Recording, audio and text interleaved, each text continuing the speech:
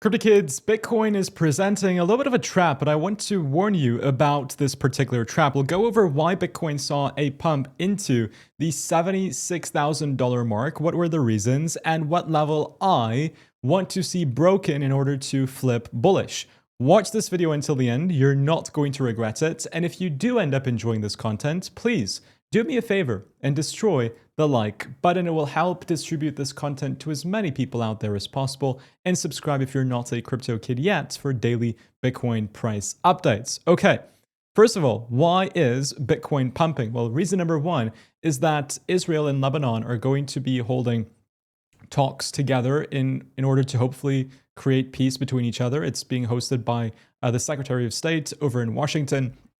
President Trump just said, breaking news, President Trump just stated that they want to be doing negotiations with Iran. They're more inclined to be doing negotiations with Iran in Pakistan. So those are good developments for the geopolitical scenario, the geopolitical environment. As a result, crude oil prices have dumped back down to the sub $90 levels, and that is helping risk on assets like Bitcoin and the S&P 500 to reach further trajectory. So that was first reason. Second reason is that we got inflation data. The producer prices inflation came out at 4%. It's the highest inflation that we've experienced over the past, I would say, now 3 years.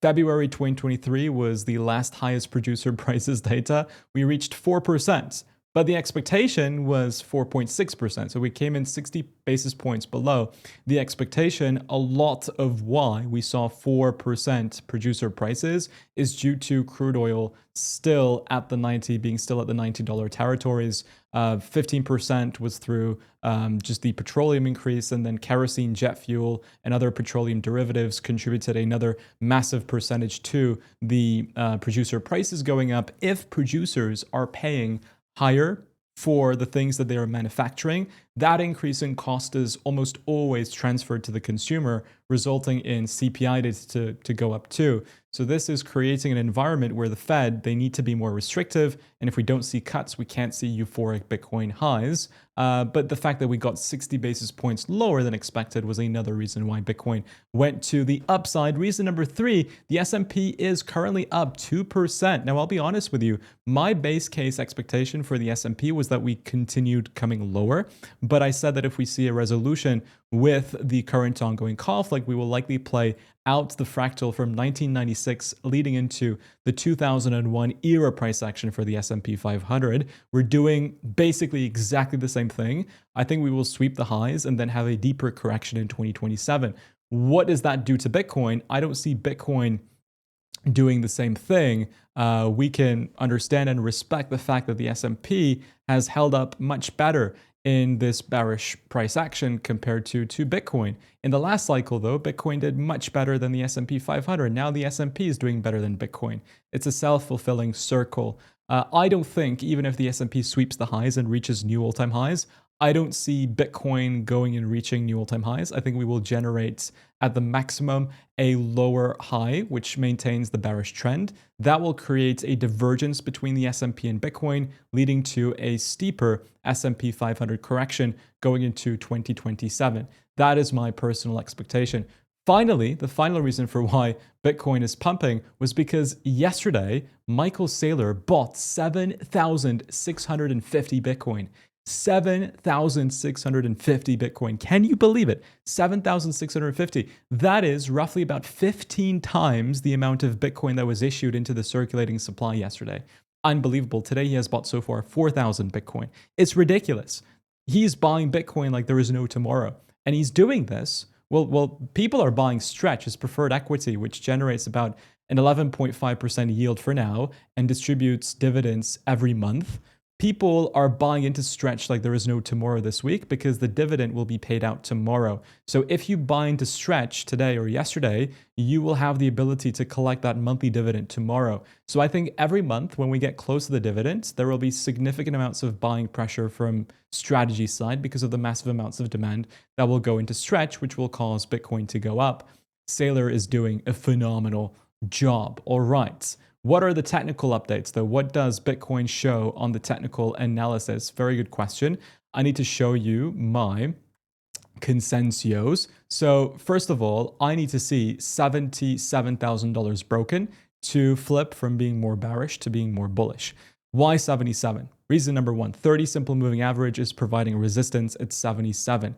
Then you have the Lucid SAR, which is a derivative of the parabolic SAR, also at $77,000. Then you have the multi-cycle resistance right here.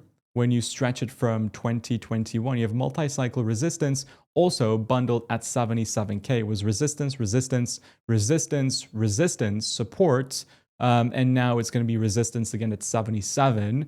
And finally, the two final reasons, so this is penultimately, for 77 being so important is that the bear flag, which Bitcoin is still in, has a line of resistance at 77K, 77. Right? And then if you look at the daily and you tell me, hey, CryptoKid, isn't Bitcoin forming a W pattern? The same W pattern has resistance at around 76 to 77K. So once these lines are broken, let's just say 77, 78 to be on the safe side, then you confirm a breakout above the bear flag, invalidating it. You confirm the W pattern, and I think it will take us to the next level of resistance at 85K. We have a CME gap there. We would create a higher low, keeping the bearish trend, and then dump from there potentially. So that's my personal expectation. I'm not FOMOing into anything. If you want to trade the volatility, check out the links in the description for LoveX, BTCC, and Bybit with BTCC, second link in the description. You can trade gold, silver, WTI, S&P 500, additionally to cryptocurrencies. 77 is where I will do some pivoting in my positionings. But for now, I'm staying put and I am continuing my Bitcoin buying because I think that right now is a fantastic opportunity to be buying Bitcoin regardless. Okay, I think that's a summary on everything which I wanted to speak about. We can do one more thing, and that is the fact that Twitter is going to be creating some sort of crypto product soon. This is what the head of product at X said yesterday night. Crypto has had a rough year. Maybe we should launch something to fix it.